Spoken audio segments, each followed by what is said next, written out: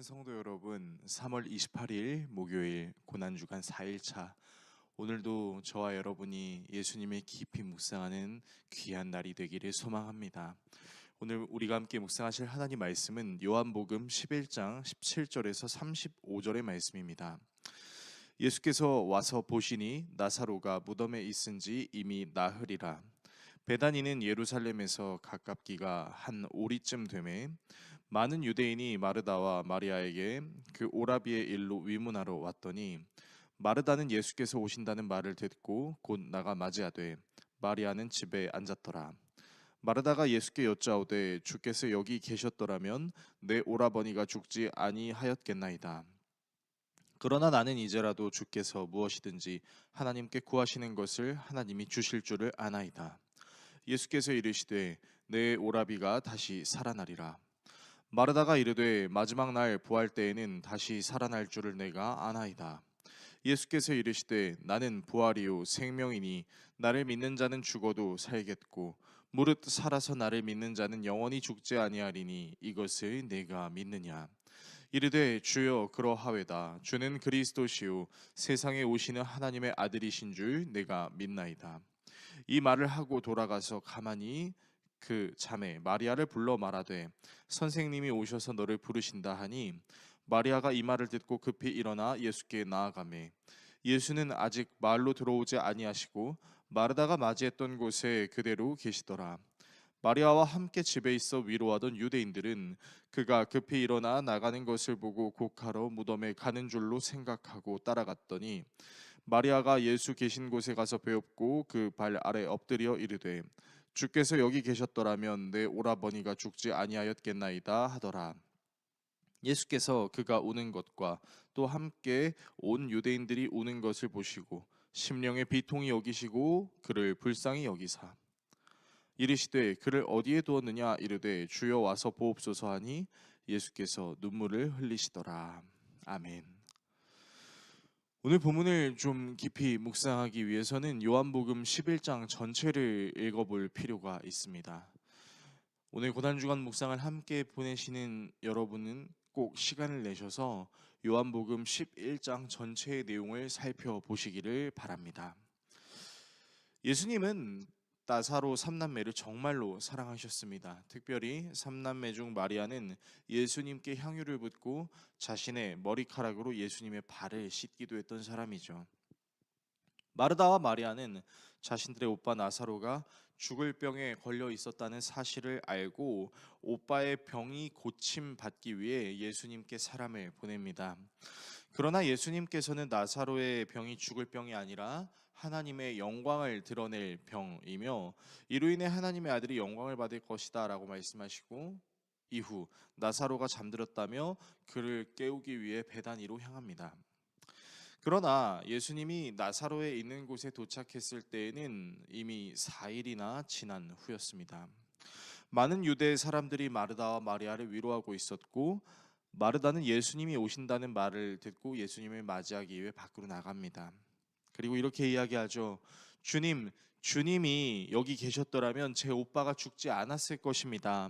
비록 제 오빠가 죽었지만 지금이라도 예수님이 하나님께 구하시면 하나님께서 다 이루어 주실 것입니다. 실로 대단한 믿음이라고 할 수 있습니다. 이 대단한 믿음을 가진 마르다에게 예수님께서 바로 내가 하나님께 기도해 볼게, 내가 살려줄게 라고 말씀하시면 참 좋겠지만, 예수님께서는 당시 유대인들이 이제 죽은 자들을 위로하기 위해 했던 말 중에 하나, 나사로가 반드시 살아날 거다 라는 말을 하시고, 마르다 역시 그 말을 유대인들이 이제 장례식장에 갈 때 하는 관례적인 말로 이해를 해서 마지막 날 부활 때에 나사로가 살아날 것을 저도 알고 있습니다 라고 이야기합니다. 역시 당시 유대인들의 부활 신앙에 입각하여 예수님은 유대인들의 부활 신앙, 즉 메시아가 오면 부활한다라는 통상적인 말을 마르다 자신에게 하고 있다라고 생각했던 것으로 보입니다. 예수님께서는 신기하게도 내 오빠를 살려줄게 라고 말씀하시지 않고 도리어 마르다의 믿음을 테스트하는 것 같은 말씀을 하십니다. 부활시켜주겠다는 말이 아니라 자신이 부활이자 생명이며 자신을 믿는 사람은 죽어도 살고 무릇 살아서 자신을 믿는 사람은 영원히 죽지 않을 것이라며 이것을 말하다 네가 믿냐라고 말씀하시는 거죠. 사실 누구보다 위로가 필요한 것처럼 보이는 마르다에게 예수님이 자신이 마치 하나님이다라고 말씀하시는 이 상황은 동문서답 같은 말처럼 느껴지기도 하고, 또 다른 한편으로는 예수님께서 사람을 위로할 줄 모르는 감정이 고장난 사람인가라는 생각이 들기도 합니다. 그러나 예수님은 울고 있는 마리아를 보셨을 때 심령에 비통히 여기시고 불쌍히 여기며 눈물을 흘리셨다라고 성경은 분명히 이야기하고 있습니다. 여기서 심령의 비통이 여겼다라는 것은 원어로 매우 분노하고 있는 상태를 가리킵니다. 즉 예수님은 죽음 그 자체에 대해 심각하게 분노하심과 더불어 이 죽음 앞에 자유로울 수 없는 사람들의 고통에 대해서 슬퍼하고 계신 것이죠. 오늘의 말씀을 우리의 삶에 어떻게 적용해야 할까요? 예수님이 분노하고 계셨던 것은 죽음 그 자체입니다.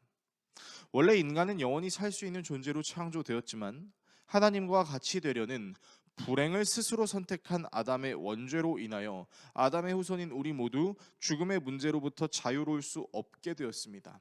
그래서 자유롭게 살다가도 죽음이 임박하는 것을 점점 느끼기 시작하면 사람이 무기력해지고 공포심에 사로잡히게 되고 절망하게 만들기도 합니다. 그 어떤 좋은 영향도 끼치지 못하는 것처럼 보이는 것이 바로 죽음입니다. 그래서 예수님은 이 인간을 절대적으로 압박하는 죽음을 혐오하셨습니다. 그와 더불어 이 죽음의 문제로 자유롭지 못해 슬퍼하는 모든 사람들의 마음을 위로하시고 공감하시며 구원하시기 위해 이 땅에 오셔서 그분이 직접 죽음을 마주하십니다. 그리고 그 죽음을 이겨내셨죠. 즉 예수님이 부활, 생명이다라고 말씀하신 사실은 죽음의 문제를 유일하게 해결할 수 있는 수단이 예수님임과 더불어 그 예수님을 통해 우리는 진정한 생명을 누릴 수 있게 되고 이 땅을 살아가는 사람들의 아픔과 슬픔을 공감하시는 주님, 그들을 위로하시기 위해 오신 주님을 삶 속에서 경험할 수 있게 된다라는 것입니다. 그래서 예수님께서 자신을 가리켜 부활이다, 생명이다라고 말씀하신 이유는 유일한 구원은 오직 예수님밖에 없다라는 것을 우리에게 설명하고 있는 것이죠. 오늘 고난주간 4일차를 묵상하면서 우리에게 완전한 생명을 주시기 위해 이 땅에 내려오신, 영원히 죽을 수밖에 없는 우리에게 영원한 생명을 주시기 위해 죽음을 마주하시고 죽음을 분노하셨으며 그 죽음에 자유롭지 못했던 사람들을 깊이 공감하고 오신 예수님을 묵상하는 날이 됐으면 좋겠습니다. 그리고 그 주님께서 우리의 모든 삶에 함께 하시고 우리를 진정으로 책임지신다는 사실을 더욱 믿을 수 있는 오늘이 될 수 있기를 예수 그리스도의 이름으로 축원합니다. 기도하겠습니다. 우리를 사랑하시는 하나님, 부활이요 생명이신 주님을 묵상합니다. 부활시켜 줄게 라고 말씀하시지 않고 부활이야 생명이야 라고 말씀하신 그 주님, 죽음으로부터 자유하지 못한 공포에 사로잡히고 무기력하며 힘들 수 있는 우리에게 직접 자신이 죽음과 마주하셔서 승리하심으로 영원한 생명을 주셨음을 믿는 그 믿음이 진정한 우리의 위로가 될 뿐만 아니라 우리가 이 땅에 살아가면서 두려워하지 않을 수 있는 궁극적인 근거가 될 수 있도록 주님, 우리의 마음과 생각을 정돈하여 주십시오. 예수 그리스도의 이름으로 기도드립니다. 아멘.